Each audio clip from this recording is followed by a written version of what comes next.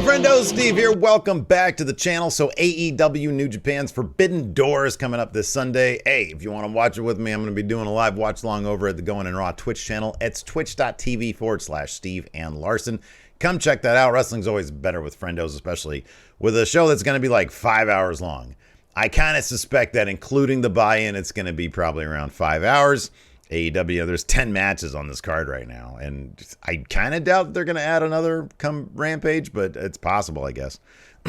Anyways, not a lot of surprises I feel like is going to make its way to this card. I kind of feel like it's a bit on the predictable side, but I could be completely wrong. They might throw us for a couple loops here, maybe a couple surprises, but let's go ahead and just start talking about it. And they kick off the buy-in show. Max Caster and the Gun Club, Billy Gunn and the Ass Boys, Austin Gunn and Colton Gunn, taking on the LA Dojo contingent of Yamura, Coughlin, the DKC, and Kevin Knight. I mean, it's kind of obvious in this case, AEW is going to go over here. Max Caster and the Gun Club are going to get the win in the pre-show. They might add another pre-show match to even that out to give New Japan a win in the pre-show. Maybe not. I don't know. Let's see here. Next up, we'll just go here. Thunder Rosa is going to be defending her AEW Women World's Championship against Toni Storm. I think this is going to be a really good match. I'm kind of disappointed they didn't do like Thunder Rosa versus somebody from Stardom. You know, they're owned by the same parent company as New Japan. But it is what it is. It's going to be a really good match. I think Thunder Rosa is going to retain here. Because, yeah, there's no real reason. It's just she's still racking up wins. I don't think it's the right time for her to lose the title. I could be completely off here, but yeah, I think Thunder Rosa is going to retain here. Next up, we've got Will Ospreay, currently the IWGP United States Heavyweight Champion, defending his title against Orange Cassidy. Orange Cassidy is recently coming off a big return, but I feel like Will Ospreay is going to keep that U.S. title in New Japan. And yeah, I think this is going to be a really fun match. I think Will Ospreay doing some comedy stuff should be a lot of fun. I think his team took the loss.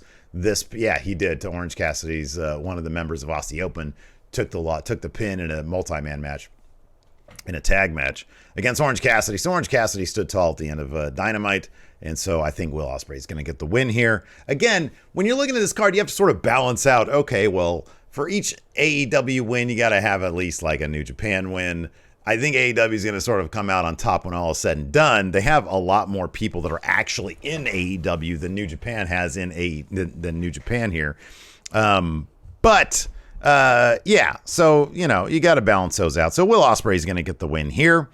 Next up, 8-man tag action. Bullet Club, once again, the Young Bucks are joining El Phantasmo, LP, and Hikuleu versus Darby Allin and Sting, and two members of Los Ingobernables de Japón, Shingo Takagi and the ticking time bomb himself, Hiromu Takahashi. I get the feeling here that Hikuleu or maybe LP are going to eat the pin here.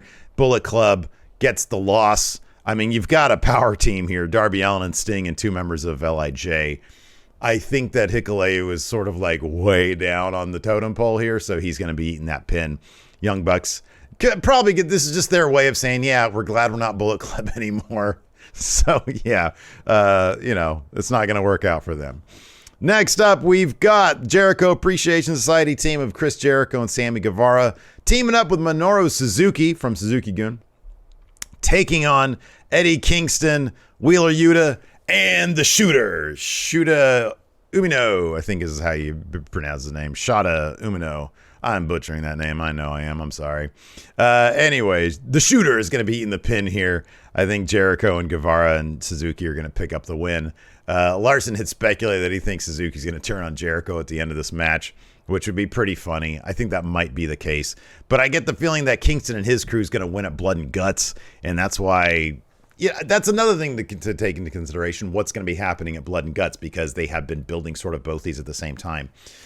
So, yeah, I think Shooter's going to eat the pin here against Les Sex Gods and Minoru Suzuki. Moving on, we got winner take all for the Ring of Honor tag titles and the IWGP tag titles. FTR versus United Empire versus Roppongi Vice. Now, 10 out of 10 times, I would say FTR is going to win everything here. That's still my pick. I still think they're going to win it all here. which I think New Japan would love to have them as the tag team champions. The only caveat here, the only oddity to consider, again, backstage politics, there was a whole thing about CMLL, who is the lucha company that works with New Japan, not wanting New Japan to work with any wrestlers, or any Mexican wrestlers anyways, from AAA, because AAA and CMLL are rivals. CMLL and New Japan, they have a partnership. And so that's why, for example, Andrade is not on the show. Apparently, according to rumor, he was supposed to take on Will Ospreay. Right now, the AAA Mega Tag Champions are FTR. So you got to think to yourself, would all parties be cool with FTR holding the IWGP tag titles at the same time they're holding the AAA Mega titles? Probably. They'd probably just have to deal with it, because I think that's going to happen. That being said, that is sort of up in the air. In my opinion, that's sort of an issue. Maybe it's not, but I don't see either of these other teams getting the win here. So yeah, I'd say FTR is going to come away with all the titles here. They're going to have the AAA tag titles. They're going to have the Ring of Honor tag titles. They're going to have now the IWGP tag titles. And then maybe they'll do winner take all against the Young Bucks, or they'll just challenge Young Bucks. I think they're like top ranked right now. And then they'll come away with the AEW tag titles. They'll have 8 straps between the two of those guys. So yeah, I think this is another step towards that. Moving on, we're going to be crowning the first ever AEW All Atlantic champion. Pac versus Miro, the Redeemer, versus Malachi Black versus Tomohiro Ishii from New Japan.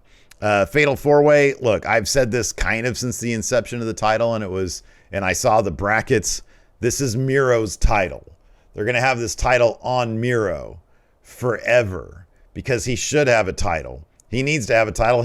I'm actually kind of thinking that this entire championship was created for Miro in the first place, because his entire thing is, I need to win gold to spite God. And he's not going to win the TNT title because that's going to be Wardlow's soon. He's not sort of a big enough deal to win the world title, which leaves no title. And so that's why Tony Khan made this title, because Miro needs gold. He's going to have this title. He's going to have it for a very, very long time. Miro wins this Fatal 4-way. Speaking of Fatal 4-ways, we've got the IWGP World Heavyweight Championship on the line in a Fatal 4-way. Jay White, the Rainmaker, Kazuchika Okada, Hangman Adam Page, and Adam Cole. This is going to be a phenomenal match. Everybody involved is amazing. Jay White's going to retain because he's the catalyst. He's the knife pervert. Of course he's going to win. It's Fatal 4-way. Adam Cole's probably going to eat the pin here because, I don't know, I feel like that's sort of what he's going to do. I guess they could have Hangman eat the pin, and that could sort of feed into his story of now he's a loser. But I don't know. I get the feeling Adam Cole's going to do the jobs here. But whoever eats the pin, it's going to be after like a ton of finishers, I'm assuming. Maybe Okada will eat the pin. He'll be like, fuck it, I'm on vacation anyways. And then, of course, our main event, we got Jon Moxley versus Hiroshi Tanahashi for the AEW Interim World Championship, which will probably be the actual World Championship for quite a while, as CM Punk gets his foot figured out, or his leg, whatever the deal is. Jon Moxley's going to win this. There's no way. It's kind of funny. If you think about it, in kayfabe, why would Tony Khan ever even put the AEW World title in a position where it could be held by a New Japan roster member, where like you would never see the AEW World Championship? It doesn't make any sense. But this will be a hell of a match. It's a long time coming. And we got the ace of New Japan and I guess the ace of AEW going at it. Jon Moxley's going to get the win here. You can be assured. I mean, look, Jon Moxley's first championship reign in AEW was a success. There's too many parallels between him and CM Punk. He is a known name. He's a known commodity. You put him up at the top. That's what Tony Khan wanted with CM Punk, was a known name up at the top. So there's a million reasons why Moxley's going to win here. So that's going to happen. And then we'll end it with this. Zack Sabre Jr. versus an opponent of Bryan Danielson's choosing. Now, if you look at the potential list of suitors, Johnny Gargano has already confirmed that he's going to be in Chicago coincidentally, but he's going to be doing it for like some signing or something. He's been saying left and right, no, it's not going to be him. Now, Larson made the point on Going in Raw the other day that whoever comes in has got to be a name kind of like John Morrison, a guy who's like a decent name, but he can afford to eat the loss. And he's going to be a permanent member of Blackpool Combat Club. Now, obviously, it's not John Morrison. I'm not talking about John Morrison. But you throw out names like Cesaro, Claudio Castagnoli, right? It's not going to be him because when he comes in, he's going to win. If they're still going to go to Danielson versus Zack Sabre Jr., Zack Sabre Jr.'s got to get the win here. Danielson can't just bring a guy in and say, hey, here you go, and then he wins. I don't think that can happen. I think Zack Sabre Jr.'s got to get the win here. So it's not going to be a Cesaro. I think that's kind of the same with Gargano, and Gargano's been way too vocal about not being there for him to be there. Samoa Joe is a Ring of Honor champion. I don't see him taking a loss to Zack Sabre Jr. because he's got a feud with Jay Lethal right now also. Jonathan Gresham is a name that's been thrown around, but again, he's the Ring of Honor world champion. I don't see him taking a loss when Tony Khan's on the verge of sort of relaunching Ring of Honor. So you get rid of all those names. Who are you left with? You're left with a guy who is the very epitome of everything Blackpool Combat Club. He spent a lot of time in England. He does the blood and guts stuff. He's one of the best technical wrestlers on the planet. It's Timothy Thatcher. It's 1,000% Timothy Thatcher. It's got to be Timothy Thatcher. He's been wrestling again lately on the independent circuit. I would imagine Tony Khan is a big fan of his just because he fits that mold. He is the ultimate professional wrestler, grappler, shooter, whatever you want to call him.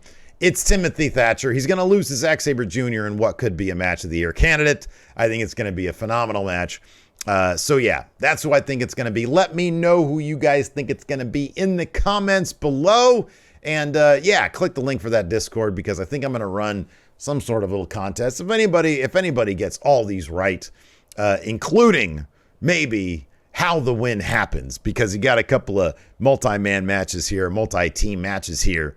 You gotta guess who eats the pin as well.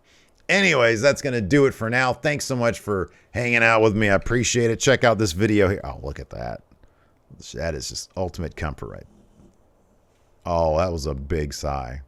Anyways, check out this video here. Thanks for watching. I appreciate it. We'll see you over there.